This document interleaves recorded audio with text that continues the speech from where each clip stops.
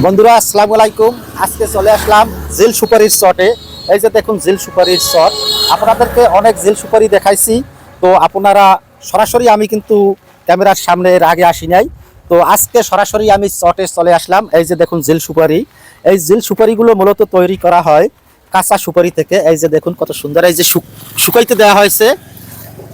এই যে দেখুন এই সুপারিটা মূলত যে কাঁচা সুপারি গাছ থেকে পাড়া হয়। কাঁচা সুপারি পাড়ার পরে এটাকে অনেক সময় মেশিনে ছোলা হয়, আবার অনেক সময় হাতেও ছোলা হয়, বটি দিয়ে বা দা কাছি দিয়েও এভাবে ছোলা হয়, আবার বেশিরভাগ মেশিনে ছোলা হয়। তো ছোলার পরে এই সুপারিটা ড্রামের মধ্যে ভিজিয়ে রাখা হয় একদিন বা 2 দিন। ভিজানোর পরে এরপরে ধোয়া হয়, একটি সাজিতে ই করে পানি দিয়ে ধোয়া হয়।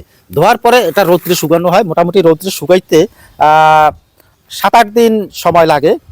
5 দিন 6 দিন ভালো রৌদ্র হইলে, আর একটু রৌদ্র যদি কম হয় তাহলে 7-8 দিন লাগে শুকাইতে।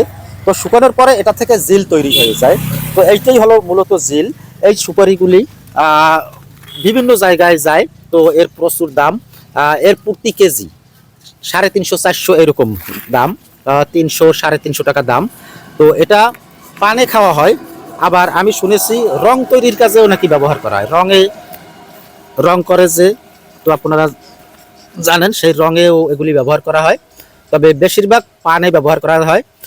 পান যে বিভিন্ন যে কালারের পান বা বিভিন্ন মশলা দিয়ে পানের যে মশলাগুলি তৈরি করা হয় মূলত, তো সে কাজেও এটা কিন্তু ব্যবহার করা হয়।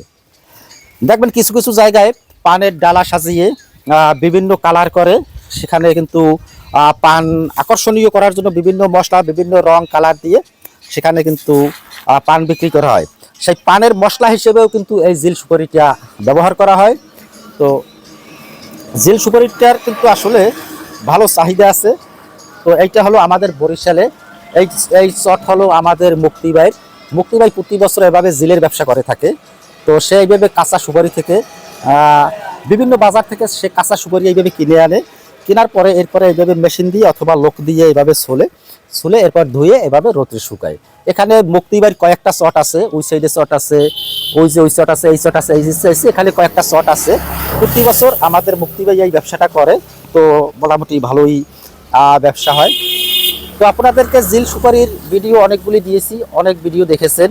তো আমি কিন্তু সরাসরি ক্যামেরার সামনে আসিনি এর আগে।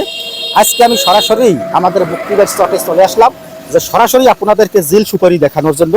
এইটাই হলো মূলত এই যে জিল সুপারি। তো এটা প্রায় কিন্তু শুকিয়ে আসছে।